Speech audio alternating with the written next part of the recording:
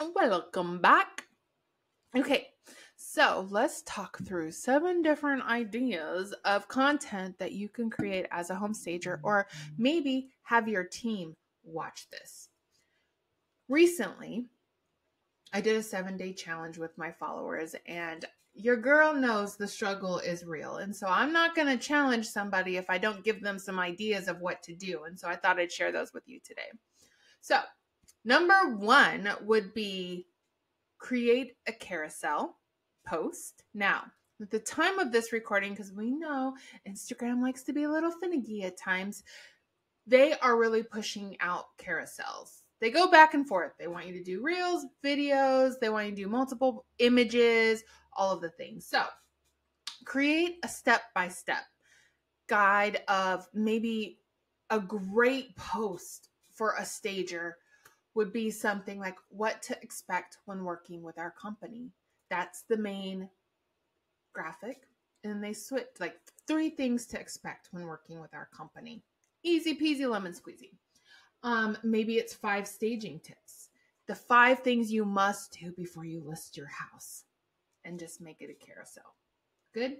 Good. We got that. We got the carousel down. All right. So the next one, number 2, would be create a reel. I know. Now, for some of my home stagers, they are lucky and they have people on their team that love to do that. And you can see it. You can see how they're showing up. It's amazing. But the reality of it is that not everybody has somebody to do reels for them. So a very easy tip would be if you're pulling in your warehouse, if you're doing a stage, number 1, let's clean our lens because you know I'm going to go there. Number 2 would be either prop your phone up. I mean, I have done the craziest things to prop my phone up when I didn't have a tripod, right? Like literally back here, put it up against the candle, right? Or put your purse down and put it in front of your purse and let your purse hold up, whatever that looks like. But use the time lapse on your phone. That way, I know people are like, oh man, I get sweaty and yucky when I'm staging and all of the things. But you know what that shows them? That shows them the hard work that goes into it, which then adds the value to what you do, which ultimately means the price tag of what you're charging is now makes sense to them because now they see all the work that goes into it. So that's one of you can do a time lapse of in the warehouse. You could do a time lapse of just cleaning up your desk. You could do a time lapse of, destaging, staging, walking a property, and just add some trendy music to it with a caption and you're golden. Easy, easy, easy. Doesn't take much. All right. So next is actually images of your workspace. Now, I know so many of you are going to be like, I'm not showing anybody my warehouse. Girl, I know. We like people to think that we have it all together, but really it's a hot mess express. And there's a certain extent of that you can show the world. But even if it's messy for the moment, the image can be, wow, our warehouse exploded today. We have so much new inventory in to stage your properties. Call us.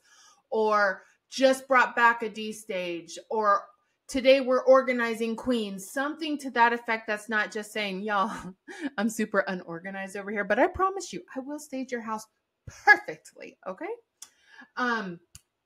Or it can be you at your desk and answering emails, or it can be your administrative assistant on the phone. Like it could be so many things. That's just your workspace. And this goes to my point of one of my other videos about the value of home staging is if you can show as much of business happening, then the realtors and the people that are using you are going to understand the ticket price that comes along with staging the property, and they're less likely to expect you to stage a whole 5-bedroom house, the heart of the home and the bedrooms for $500. Can I get an amen? So Don't be afraid to show your workspace.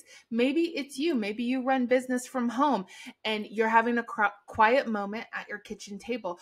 This could be a post where you just take a picture of maybe you on your laptop and you're just like with coffee, cute coffee mugs like this, by the way. And you just say, thankful for the quiet moments before we start a great week. Boom, done. Next one is another carousel on how to, which we kind of talked about. Here's a few things that I think I don't see enough on people's feeds. 1, how to depersonalize your home. Oh, because we know the sellers want to hang on to everything. I would be the same way. Like, excuse me, I marked my son's height every single year on that wall. You cannot paint it or get rid of it. Or, I have my family photos here. Like, no, we need to talk about depersonalizing it so that someone else can envision themselves living in your home and not feel like they're intruding when they come to view the home. Because when it's personalized with the seller's stuff and what they love, the person walking into the property doesn't feel like it could be theirs because obviously it's somebody else's. Neutralizing spaces. I think it would be so fun to do a reel. If somebody wants to take this idea and run with it, please tag me if you make this. But let's do like Ghostbuster vibes. And maybe it's during Halloween or fall, right? And you get a phone call and they're like, yes, just like on Ghostbusters. And you get suited up in your company's gear, and maybe they put a backpack on and they get to the house and they're neutralizing it. They're the neutralizer, right? And it shows like the before of like just a random amount of stuff, or maybe even a vacant home. And then it clips to a beautifully staged house where the neutralizers. And by the way, shout out to my older ladies who actually wore neutralizers, if you know what those are. All right, arranging furniture layout. That's another great sales tactic. It's another thing that you could be posting about on your social media. So many people don't know how to set up a room. And sometimes the struggle is real. Even stagers said they don't know how to set up the room. We're like, oh, let me figure this out. So that would be another great 5 steps to setting up a room for perfect flow. 5 steps of what makes sense to the buyer when they walk through your property. That's another carousel you can do. All right. Next one. What am I on? Number 5, top 3 sources of motivation. So I talk a lot to my clients about the professionalism of their feed. Everybody knows I'm a little cuckoo crazy on the feed. It has to be very curated. However, I also am very passionate about, especially with my clients, that I'm not only making the pretty for their feed, right? That's the constant content that's going out with the captions, that's articulating the value, the importance, all of the things about home staging. The added layer to that would be my clients showing up as themselves, building the relationship. I had a friend once who taught me this saying, everything is relational before it's transactional and or functional, okay? So talk about what motivates you. What book are you reading? Maybe your team is actually reading a book together. Love for design might motivate you into building this business that you love. Or creative expression. How do you get ideas? Like, do you go to art shows? Do you like to travel? What are your sources of motivation? This personalizes, but also keeps it professional. So definitely do a post of the top 3 things that your sources of motivation. Maybe it's your kids. Maybe it's, I don't know, just a dream of yours to create a successful staging business. I don't know, but definitely good. That's a good way to get personal without getting too personal. All right. So number 6, do's and don'ts of the industry. This could definitely be something, if you're spunky and spicy like me, to have fun with. Like, do not stage a house if it smells like cat, or list a house if it smells like cat pee. Do not allow your client to leave every single cat picture up in their house. Do not. Could we not go on? And then obviously the do is connect, partner with a marketing specialist to get your listing in tip-top shape, to add the layers of luxury to every listing. Partner with a certified home staging representative, whatever. It's just rolling off my tongue. So do's and don'ts of listing a property. I remember back in the day when I did real estate, the big to do was bake cookies on open houses. Now they have candles for that. Now they have the little, smelly things for that. But smell is very important. Next time everyone goes to Vegas for Las Vegas market and they go into all the hotels, literally we used to guess the scent. So the aria, masculine. The fountain blue, floral, beautiful. So scent matters and what it does to your senses. So do's and don'ts of home staging or your industry. A do's and don'ts could be home staging, or your staging company does stage homes to sell faster and for top dollar. Your staging company doesn't do interior design if you don't do interior design.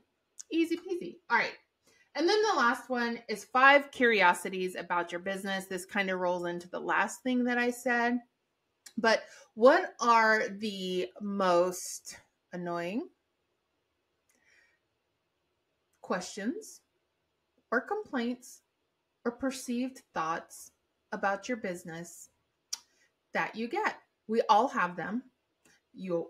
Every staging company has an inside joke. Every staging company has a little pain point. So let's take that and whip us up some ideas about our business. So 5 curiosities, 5 things people are curious about. Or the way I used this was I talked about expectations of what people can get from working with me. Also things that they may not know that I offer, like photography, videography, speaking. I also make flyers and brochures. I don't just do social media. I do brand kits and help people build logos, and I consult and I coach and all of the things. Those are the prominent things that you always see on my feed. So that was kind of what I put in my curiosity. And I also put the things I don't do. I don't do Facebook ads, because in the social media realm umbrella, there's a lot of rain that comes over that, okay? There's a lot of stuff that happens when you say marketing. I'm thinking social media. You might be thinking emails, sales, Facebook ads. So kind of breaking those things down, and then obviously what you want them to know. I want people to know that I speak, that I can come to an event and I can speak on a stage. I want people to know that I have a book coming out. I want people to know that, I can do consultations or coaching, but those aren't necessarily things that I'm going to promote every single day on my social feed. So 5 curiosities about your business. Answer the questions in the most loving, tender way possible, but this is a great opportunity for that. So those are 7 different ways that you can create content. Hopefully those were helpful for you. The most important thing is that you're creating something, you're keeping it cohesive, you have constant content going out, and that you build the business you love. It's so important to build the business you love. Even if it's one little tiny brick at a time, it's still so important. So see you next time, and go boldly, boss babe.